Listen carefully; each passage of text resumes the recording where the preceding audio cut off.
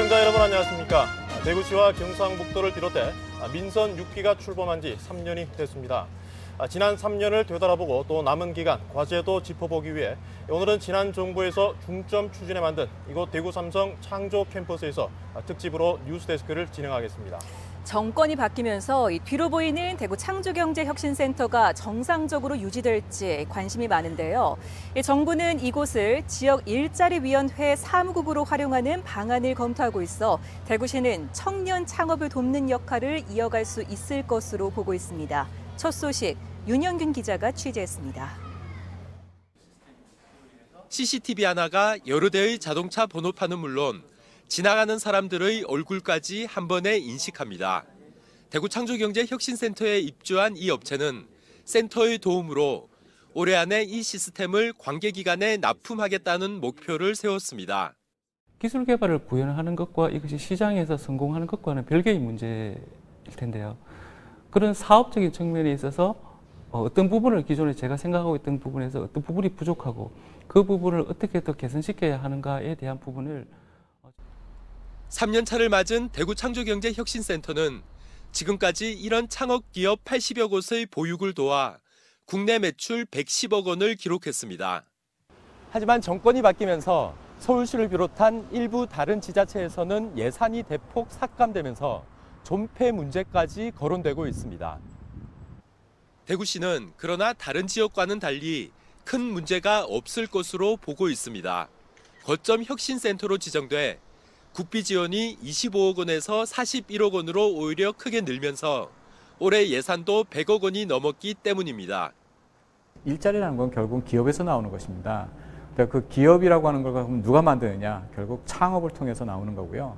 저는 본래 기능의 입장에서 봤을 때는 저희 센터의 기능이 한층 더 강화되면 강화되지 약화되지는 않을 거다라고 생각하고 있습니다.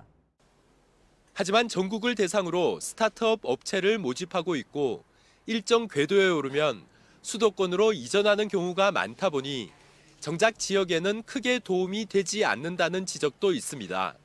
근본적으로 개인 창업으로 지역 청년 유출이나 일자리 부족 문제를 해결할 수 있을지 의문을 가지는 목소리도 있습니다. 창업돼서 일자리를 창출되는 부분은 그 10개 중에 한두 개밖에 안 됩니다. 근데 그 기업이 이제 창업을 하고 나서 이제 기업을 확장을 해야 되는데 예를 들어 1인 기업이 1인 창업 기업이 이제 3인 4인으로 해 갖고 벤처 기업화 돼야 되고 그 기능이 이제 그래서 이제 민간 일자리 창출되는 그 씨앗이 돼야 되는데 그게 지금 약하다는 거죠. 문재인 정부가 창조경제혁신센터를 지역일자리위원회 사무국으로 활용하는 등 지역 일자리 창출의 거점으로 만드는 방안도 검토하고 있는 가운데 대구 창조경제혁신센터가 지난 정권이 대기업을 압박해 만든 산물이라는 시선을 극복하고 지역 청년들의 꿈을 이루는 공간으로 발돋움할 수 있을지 주목받고 있습니다. MBC 뉴스 윤영균입니다. 대구는 20년 넘게 지역 내 총생산 GRDP가 전국 꼴찌를 벗어나지 못하며 성장이 멈춘 도시라는 오명을 안고 있습니다. 대구시는 섬유 등 제조업 기반의 산업 구조에서 벗어나 4차 산업혁명 시대를 이끌 신성장 산업에 주력하며 변화를 시도하고 있습니다. 이어서 도성진 기자입니다. 피부 진단과 관리를 동시에 할 수 있는 기술을 개발한 이 업체는 최근 미국에서 11만 달러를 투자받았습니다. 수많은 사람의 피부 상태를 진단한 빅데이터를 활용하고 스마트폰 앱으로 관리하는 아이디어 하나가 그 가치를 인정받은 겁니다. 개인화된 맞춤형 서비스를 우리가 실시간으로 하면 좋겠다라는 아이디어가 떠올라서 구체화하게 되었고요. 그래서 그것에 필요한 하드웨어와 소프트웨어를 만들기 시작했고. 기술 융합의 4차 산업혁명 시대가 본격화되면서 대구시도 만년 GRDP 꼴찌에서 벗어나기 위해 신성장 산업에 주력하고 있습니다. 먼저 자동차 부품이 지역 주력 산업인 만큼 이를 바탕으로 미래형 자동차 선도도시로 거듭나기 위해 집중 투자를 하고 있습니다. 이미 지능형 주행 시험장을 갖춘 데다 국가 산단에는 미래형 자동차 콤플렉스 타운도 조성할 계획입니다. 전기 자동차, 특히 자율 자동차로 자동차 패러다임이 바뀌는 과정에서는 자동차 산업에 대한 지원이 추가적인 지원이 앞으로 자동차 산업 성장하는데 절대적으로 좀 중요할 것으로 판단됩니다. 한국로봇산업진흥원이 대구에 둥지를 틀면서 로봇 선도 기업들도 속속 모여들고 있어 로봇 산업의 대중화에도 기대를 걸고 있습니다. 전국 유일의 물산업 클러스터와 한국뇌연구원을 중심으로 한 첨단 의료 복합단지도 대구 경제의 한 축으로 조금씩 자리매김하고 있습니다. 모든 그 기술은 그 전체적으로 산업에 다 적용이 될 수 있습니다. 그렇지만 그 중에 이제 기술이 적용됐을 때 유망한 산업들이 의료라든지 자동차 이런 분야는 2030년대까지는 굉장히 유망 분야이기 때문에 우리가 집중 투자가 필요한 것 같습니다. 실제 대구의 바이오S와 항공 우주 분야 수출액이 5년 전에 비해 20배 이상 급증하며 큰 변화를 예고하고 있습니다. 하지만 이제 출발 단계이고 다른 지역의 주력 업종과 중복되기도 해 보다 확실한 선택과 집중이 요구되고 있습니다. MBC 뉴스 도성진입니다. 새 정부 들어 사회 전반에 걸쳐 대개혁이 추진되고 있고 균형 발전을 위한 지방 분권의 기대감도 커지고 있습니다. 대구시가 새 정부와 함께 풀어야 할 산적한 과제는 무엇인지 김은혜 기자가 짚어봤습니다. 대구시의 가장 큰 현안 중에 하나는 대구공항 통합 이전 문제입니다. 그런데 통합공항 이전에 적극적이었던 김영만 군의군수 주민소환 투표가 돌발 변수가 됐습니다. 이전 지역의 주민 동의가 필수적인데 김 군수가 해임되면 이전 계획이 원점으로 돌아갈 수도 있기 때문입니다. 여기에다 국방부 장관 등 새 정부의 인사가 늦어지면서 군공항 이전 부지 선정위원회조차 구성하지 못하는 등 법적 절차도 중단된 상황입니다. 부지 선정위원회가 열리게 되면 바로 그런 이제 검토된 자료를 갖고 빨리 이전 후보지가 결정되고 그리고 최종적으로 이전 부지가 결정될 수 있도록 지금 실무적인 준비를 만전을 기하고 있습니다. 대구 취수원 이전 문제도 해묵은 과제입니다. 지난 1991년 페놀 오염 사태 이후 8차례의 크고 작은 오염 사고가 있었던 만큼 대구 시민들의 식수원을 구미공단 상류로 옮겨야 한다는 주장이 꾸준히 나왔습니다. 그러나 구미시는 상수원 보호구역이 확대되고 물 부족 문제도 발생할 수 있다며 한치의 양보 없이 맞서고 있는 상황입니다. 최근 대구를 방문한 이낙연 국무총리가 일정 부분 역할을 하겠다는 뜻을 밝힌 만큼 구미시를 설득하고 협의하는 과정은 더 이상 미룰 수 없는 과제가 됐습니다. 어느 정도의 조정이라면 양쪽이 모두 만족은 아닐지라도 양해할 수 있는가 하는 것을 물밑에서 좀 준비한 뒤에 대화의 장을 만드는 것이 필요할 거라고 생각합니다. 지방 분권에 대한 준비 역시 본격적으로 시작해야 하는 시점입니다. 현재 계획대로라면 내년 지방선거에서 연방제 수준까지 지방의 권한이 강화되는 지방 분권 개헌 투표를 하게 됩니다. 지방정부의 입장에서 그동안 무엇이 문제였고 어떤 방향으로 가야 하는지 지역의 상황을 충분히 전달하기 위해 지역민들의 의견을 모으는 노력 역시 서둘러야 합니다. MBC 뉴스 김은혜입니다. 그럼 권영진 대구시장과 함께 조금 더 깊은 얘기 나눠보겠습니다. 시장님 안녕하십니까? 네, 안녕하세요. 네. 이제 임기가 이제 3년 지났는데요. 네. 지난 3년 돌아보실 때 이거는 참 잘했다라고 이렇게 스스로 평가하실 만한 것 어떤 거 있겠습니까? 예, 지난 3년 좀 아쉽고 부족하긴 했지만은 시민들과 함께 변화와 혁신의 씨앗은 뿌렸고 이제 희망을 싹은 틔웠다고 생각합니다. 경제 산업적으로 보면은 우리가 섬유, 자동차 부품, 기계 등 전통 산업에 더해서 이제는 물산업, 미래형 자동차, 의료산업 등 4차 산업혁명 시대의 신산업을 키울 수 있는 토대를 이제 닦아놨습니다. 네. 그리고 우리 대구가 내륙의 신도시라는 그런 한계를 안고 있었는데 대구공항이 지금 3배로 활성화되고 그리고 그 하늘길을 따라서 외국인 관광객이 들어오는 세계로 열린 도시로 이제 나가고 있습니다. 그리고 도시 공간 구조적으로 보면은 서대구 KTX 역사를 유치를 통해서 우리가 동대구와 서대구 양축을 중심으로 한 균형 발전 시대를 열 수가 있고요. 또 이 대표적인 대구 삼성 창조 캠퍼스처럼 그동안 버려졌던 곳들이 하나하나 복원되는 것도 저는 희망이라고 생각합니다. 무엇보다 중요한 것은 그동안 공무원들이 일방적으로 끌고 가던 시정이 아니라 시민들이 주인으로 참여하고 또 소통하고 협치하는 이러한 열린 시정이 하나둘 자리 잡아가고 있는 것은 저는 희망이다 이렇게 생각을 하고 있습니다. 네. 그 선거 당시에 그 대기업, 글로벌 대기업 세곤 유치처럼 이른바 335 공약을 내세우셨는데요. 취임 초기부터 일자리 정책에 참 많은 공을 들이셨는데 아직은 조금 부족하다는 평가가 있습니다. 어떻게 생각하십니까? 그렇습니다. 지금 이제 대한민국 전체가 청년 일자리 때문에 문제입니다. 제가 취임하고 나서 지금 150여 개 기업 그리고 한 2조 정도 투자를 유치했습니다. 그런데 기업들을 유치한다고 바로 일자리가 나오지 않습니다. 사실은 그 기업들 중에는 대한민국 최고의 로봇 기업인 현대 로보틱스도 있고 글로벌 물기업인 롯데 케밀카도 있습니다. 근데 이 기업들이 이제 올해 내년에 다 공장을 착공하고 가동하게 됩니다. 저는 이 기업들이 가동하고 성장한 2, 3년 후면은 청년 일자리도 나올 것이고 또 우리가 1인당 GRDP 꼴찌라는 오명도 저는 확실하게 벗을 수 있다. 이런 희망을 보게 됩니다. 며칠 전 취임 3주년 기자회견 하셨는데요. 거기에서 TK는 심각한 정체성 그리고 이제 리더십의 위기에 직면했다. 그래서 대변혁이 필요하고 새로운 길을 가야 한다. 이렇게 말씀하셨는데 뭐 어떤 의미로 하십니까? 그렇습니다. 우리가 역대 대통령들 TK 출신들 많이 배출했죠. 그런데 대구 경북은 왜 이렇게 어려워졌습니까? 우리가 생각을 바꿔야 되는 거죠. 왜 중앙에만 의존해서 쳐다보고 있냐? 우리의 운명은 우리가 개척해야 돼. 그래서 제가 지방 분권과 지역 주도 성장의 새 시대를 가야 된다. 그리고 대구 경북 550만 시장이 작은 시장이 아닙니다. 우리가 탄탄히 이렇게 묶고 밖으로 나가야지. 우리는 지금 전부 수도권으로만 가까이 가려고 하지. 이 대구 경북 경제공동체를 어떻게 구축할 것인가에 소홀하고 있습니다. 마지막으로 사람을 안 키워내고 있습니다. 우리 대구 경북 보면은 밖에서 커온 사람들은 박수치고 받아들입니다.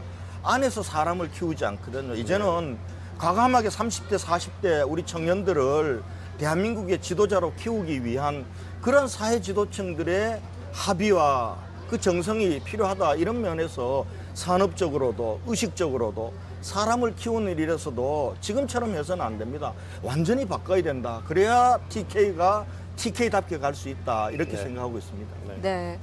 앞으로 시장님 임기가 이제 1년 정도 남으셨는데 좀 어떤 부분에 중점을 두실지도 궁금합니다. 예, 저는 남은 1년 지금까지 해왔듯이 변화로 인한 희망의 씨앗 그리고 희망의 싹이 밟히거나 꺾이지 않도록 흔들림 없이 1년을 가겠습니다. 그래서 산업구조 혁신에 확실한 기반을 닦고 그리고 통합신공항 반드시 해서 대구의 경북의 하늘길을 세계로 더 넓게 열고 나머지 하나 1년 동안 집중해야 될 건 청년 문제입니다. 우리가 청년들 아파하는 것들을 위로하고 어루만져주고 그리고 대학과 협력해서 우리 대학이 크면서 지역도 함께 크는 그런 데 더 많이 치중하는 1년을 보내야 되겠다 이렇게 생각을 하고 있습니다. 네, 오늘 말씀 고맙습니다. 네, 감사합니다.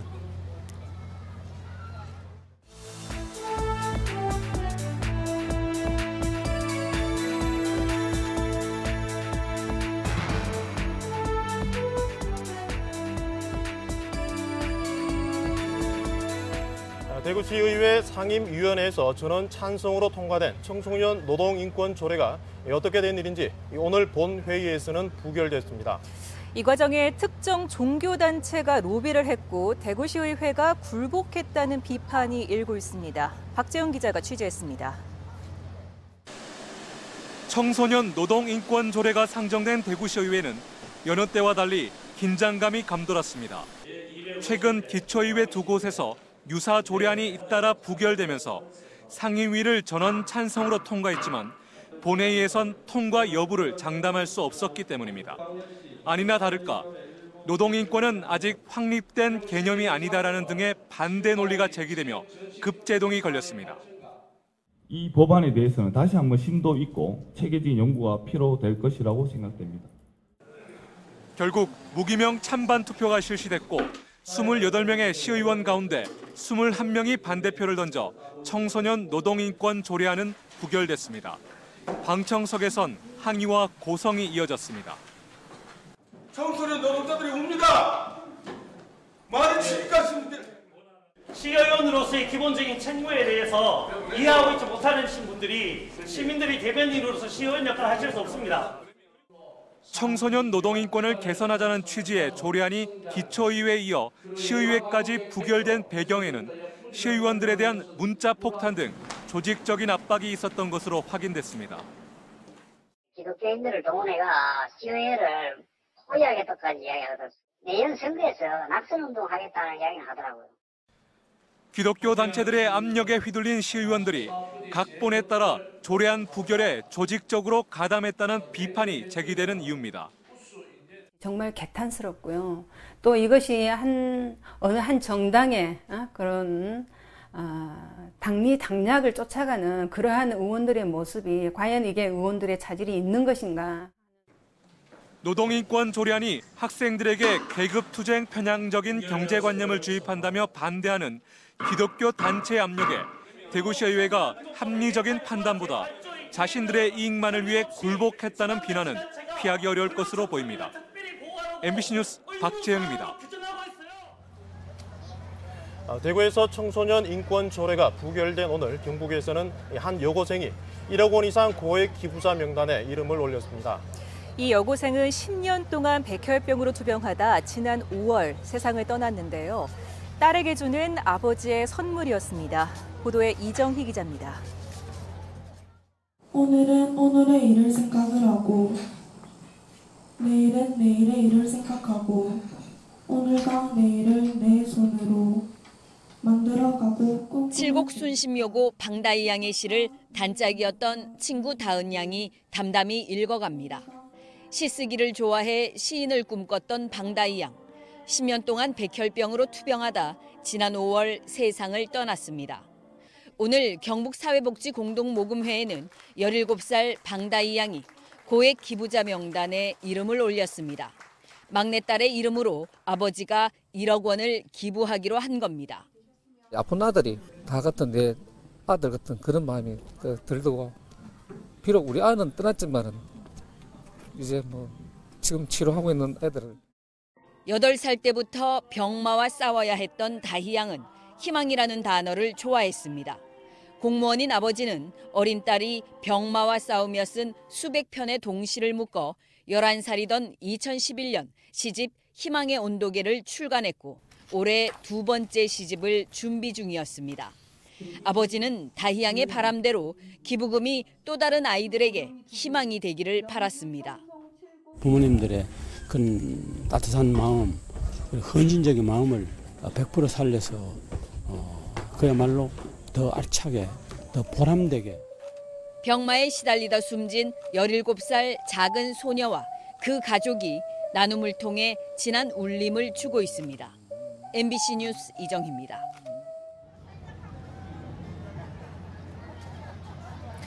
초등학생들이 봉사활동을 하는 곳에서 혐오 영상에 노출된 사건과 관련해 대구시 교육청은 당시 인솔했던 부장교사가 봉사활동이 끝나기 전에 3차례나 초등학생들을 장애인 시설에 놔두고 학교로 돌아온 사실을 확인하고 부장 직위를 해제하는 한편 학교장 경고 처분을 내렸습니다. 경찰은 장애인 시설 관계자를 소환해 성적 학대와 정서적 학대 혐의 등으로 조사를 하는 한편 조만간 압수수색을 할 계획이고 달서구청도 이 시설의 회계와 운영 전반을 집중 점검하고 수사 결과에 따라 행정 처분을 내릴 계획입니다. 경북대병원은 입원 환자의 안전과 감염 예방을 위해 내일부터 보호자 1명을 제외하고는 면회 시간 외에는 병문안객 출입을 통제하기로 했습니다. 면회 시간은 평일 오후 6시부터 8시까지 한 차례, 주말과 휴일은 오전 10시와 정오 사이, 오후 6시부터 8시 사이 2차례 허용됩니다. 경북대병원은 메르스 사태 등을 막고 안전한 병문안 문화를 정착시키기 위한 조치라고 설명했습니다. 2017년도 오늘로 절반이 지나갑니다. 한 해를 시작하며 많은 계획 세우셨을 텐데요. 지금쯤 아쉬움이 있지는 않습니까? 민선 6기의 남은 1년과 함께 올해 하반기 여러분 모두의 뜻한 바가 이루어지기를 응원하겠습니다. 대구 문화방송은 앞으로도 시청자 여러분 가까이 찾아가 지역 현안을 함께 고민하고 알찬 소식 전하도록 노력하겠습니다. 시청해주신 여러분 고맙습니다.